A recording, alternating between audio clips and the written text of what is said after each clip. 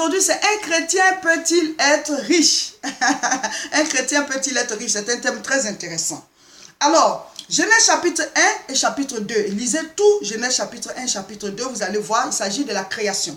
Quand Dieu a créé toutes choses, les cieux et la terre, les plantes et tout, les animaux, et il a créé l'homme et la femme. Et il a dit que l'homme est le chef de toute sa création. Et il a mis l'homme et la femme dans un jardin où il y avait tout. Il y avait tout ce qu'il faut. Donc à l'origine, l'homme et la femme étaient riches.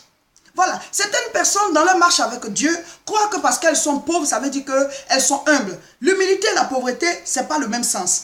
On est pauvre, on est humble, c'est différent. On peut être riche et être humble. On peut être pauvre et être humble. On peut être riche et être orgueilleux. On peut être pauvre et être orgueilleux. Donc ce n'est pas parce que tu es pauvre que tu vas croire que ceux qui sont riches ne vont pas aller au ciel et que toi tu vas rentrer avant eux. C'est faux. Si un riche accepte Jésus, il marche selon sa parole, il met de l'ordre dans sa vie, il communie avec le Seigneur. S'il meurt, il est sauvé, il va au ciel. Ça fait richesse plus richesse. Et si un pauvre n'accepte pas Jésus, malgré toute sa pauvreté, malgré toute sa souffrance sur la terre, s'il n'a pas Jésus, il ne rentrera pas au ciel. Il aura souffert sur la terre, il va le souffrir encore en enfer. Ça fait souffrance plus souffrance. Donc mon frère, ma soeur, il faut changer ta manière de penser. C'est Jésus qui sauve, ce n'est pas notre argent, ce n'est pas notre pauvreté, encore moins notre richesse. C'est Jésus-Christ qui sauve. Alléluia. Donc donnons nos cœurs au Seigneur, vivons selon sa parole et nous serons sauvés. Jean chapitre 3 verset 16 nous parle de Jésus-Christ. La Bible dit car Dieu a tant aimé le monde qu'il a donné son Fils unique afin que quiconque croit en lui ne périsse point mais qu'il ait la vie éternelle. Donc c'est Jésus qui sauve. Quand tu l'acceptes, tu reçois la vie éternelle, quelle que soit ta condition. Mais maintenant je suis en train de parler de la richesse. Est-ce qu'un chrétien peut être riche? Mon frère, ma soeur, quand Dieu a mis Adam et Ève dans le jardin, il y avait tout. Tout ce qu'il faut pour leur vie. Tout ce qu'il faut pour qu'ils soient à l'aise. Donc, ils étaient riches. Ils n'étaient pas pauvres. Mais le Seigneur leur a dit, ne mangez pas de ce fruit qui est le fruit de la connaissance du bien et du mal. Vous savez, toute domination a une limite. Même quand tu es chef d'État, on va te dire que tu es le chef de l'État, mais tu dois marcher selon la Constitution. Si tu sors de la Constitution, alors tu vas perdre ton pouvoir. Satan est venu amener Adam et Ève à sortir de leur pouvoir. Il les a séduits pour dire, mais Dieu dit de ne pas manger ce fruit, c'est faux. Dieu sait que si vous le mangez, vous serez comme lui. Mais ils étaient déjà comme Dieu. Et l'envie d'être comme Dieu, alors qu'ils étaient déjà comme Dieu, les a amenés à manger le fruit. Ils sont sortis du jardin. Ils sont sortis, ils sont rentrés dans la dimension du bien et du mal. C'est là que la pauvreté est apparue. C'est là que les maladies, la mort et tout le reste. Donc la pauvreté est une des conséquences du péché. Donc quand tu acceptes Jésus, tu reçois la vie éternelle. Mais normalement, tu dois retourner à la vie d'Éden, à la vie de prospérité, à la vie de gloire, à la vie d'élévation et de bénédiction. À l'origine, on n'était pas dans la souffrance. Dieu ne nous a pas créés pour qu'on souffre. On ne nous a pas jetés sur la terre en pâture au malheur et aux souffrances. Mais pour que nous puissions glorifier son nom. Donc quand tu acceptes Jésus, tu dois retourner en Éden, à cette vie de prospérité et de gloire. Jean chapitre 10, verset 10 dit quoi? Jésus dit, le voleur ne vient que pour dérober, égorger et détruire. Mais moi, je suis venu afin que les brebis aient la vie et qu'elles soient dans l'abondance. Voilà. Parce que plusieurs chrétiens, dans leur esprit, ils accusent ceux qui cherchent l'argent. Ils accusent les chrétiens qui se battent pour être riches. Non.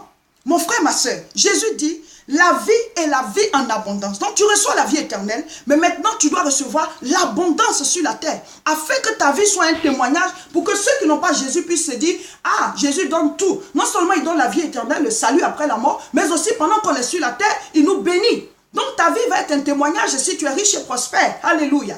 Souvent les gens disent, oh, l'argent c'est la racine de tous les maux. Non, il faut bien lire le passage. 1 Timothée 6, verset 10 dit quoi? Car l'amour de l'argent est la racine de tous les maux. L'amour de l'argent, c'est quoi? Il y a des gens qui sont prêts à faire tout, n'importe quoi pour avoir de l'argent. Alors tu vas tricher pour avoir l'argent. Tu vas même sacrifier tes enfants pour avoir l'argent. Tu vas aller faire des choses, vendre des organes humains pour avoir de l'argent. Tu vas aller peut-être surfacturer des choses pour avoir de l'argent. Tu vas voler dans ton entreprise pour avoir de l'argent. Ça, c'est l'amour de l'argent. Des gens, ils prennent des choses qu'on ne mange pas, ils vendent aux autres juste pour avoir de l'argent. Ça, c'est l'amour de l'argent. C'est ce qui crée tous les maux. Tu fais travailler quelqu'un, tu ne le payes pas pour la sueur de son front. Tu l'es sous-payé, il souffre avec toi. Ça, c'est l'amour de l'argent. Mais l'argent répond aux besoins. L'argent nous permet même de faire l'œuvre de Dieu. Ça nous fait avancer pour pouvoir évangéliser. Donc, l'argent n'est pas la racine de tous les maux. C'est l'amour de l'argent. Et il y a des personnes aussi qui ont de l'argent, mais qui aiment tellement cet argent que les gens souffrent auprès d'eux, mais ils préfèrent eux seuls jouir de l'argent. Ça, c'est l'amour de l'argent. Donc, il ne faut pas faire l'amalgame. Un chrétien peut être riche et un chrétien doit même être riche. Pourquoi? Il faut être riche pour Dieu. Quand vous lisez la Bible, tous les grands qui ont marché avec le Seigneur, Abraham, Isaac, Jacob, David, Salomon et tout cela, c'est des gens qui ont terminé riches. Peut-être au départ, ils n'étaient pas riches, mais dans leur marche avec Dieu, ils ont fini par être riches. Tu ne peux pas marcher avec Dieu qui est riche et toi, tu vas être pauvre. Il va te donner l'intelligence, la sagesse, la connaissance, afin que tu puisses mener des activités qui te donnent la richesse. Alléluia. Quand on décrit le ciel dans l'Apocalypse, le ciel n'est pas pauvre. Quand on décrit même à terre, il y a de l'or, il y a toutes sortes de pierres précieuses. Mais un lieu comme ça où on va vivre éternellement, ça veut dire quoi? Que Dieu est un Dieu riche. Mais Dieu est riche, mais il est humble. On ne le voit même pas. C'est lui qui a créé toutes choses. Mais il est caché. Il nous parle dans notre cœur. Donc quand le Seigneur te rend riche, il veut que tu sois humble. Et il veut que tu sois riche pour lui. Il faut qu'on soit riche pour l'œuvre de Dieu. Souvent quand on dit riche pour l'œuvre de Dieu, du coup on pense, ah c'est l'église. Non, l'œuvre de Dieu, oui il y a l'église, mais ça commence par toi. Quand tu es riche et que tu manges à ta faim, c'est l'œuvre de Dieu. Quand tu es riche et que tu arrives à t'occuper de tes enfants, c'est l'œuvre de Dieu. Tu arrives à t'occuper de tes parents, c'est l'œuvre de Dieu. Pouvoir développer ton village, c'est l'œuvre de Dieu. L'œuvre de Dieu commence par toi. Et ensuite, il y a dans la maison du Seigneur. Quand tu es chrétien, tu dois savoir que la Bible dit d'apporter à la maison du Seigneur ce que tu as. Mais quand toi, tu apportes le matériel, tu apportes l'argent, tu apportes ce que tu as de manière matérielle, les choses matérielles que tu as. Mais de l'église, de la maison de Dieu, sortent quoi? Sortent la richesse spirituelle, la prospérité, la grâce. Il y a des choses que l'argent ne peut pas acheter. L'enfant, l'enfantement. Tu es stérile, tu veux faire un enfant. L'argent ne peut pas acheter l'enfant. Tu peux adopter, mais l'argent peut acheter un enfant. Mais Dieu peut faire le miracle pour que tu enfantes. Tu es malade, ta maladie à l'hôpital ne peut pas la guérir. Mais Dieu peut te guérir.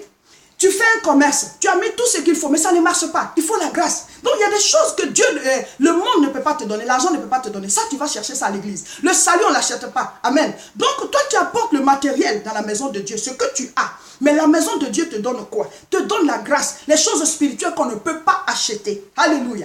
Maintenant, les gens ont l'habitude de dire, oui, il y a des faux pasteurs qui aiment tromper les gens, qui aiment qui aiment voler, ils amènent le peuple. Oui, il y en a. Ce n'est pas parce qu'il y a des faux pasteurs qu'il n'y a pas de bons pasteurs. Alléluia. Il y a des faux dans toutes les corporations. Il y a des faux médecins qui font des faux diagnostics et qui font des erreurs médicales qui tuent les gens. Il y a des faux chirurgiens qui opèrent les gens, puis la personne, la plaie là est gangrénée après. Il y a des faux magistrats qui mettent des innocents en prison, qui prennent des dessous des tables. Il y a des faux partout. Il y a des faux ministres qui détournent des fonds. Donc on est dans un monde où le bien et le mal cohabitent. Donc s'il y a bon pasteur, il y a aussi faux pasteur. C'est normal. Mais si toi tu sais que c'est un faux, écoute, ne va pas à son moment de prière, ne va pas dans son église, n'y participe pas. Un point c'est tout. Mais n'ajoute pas ta bouche.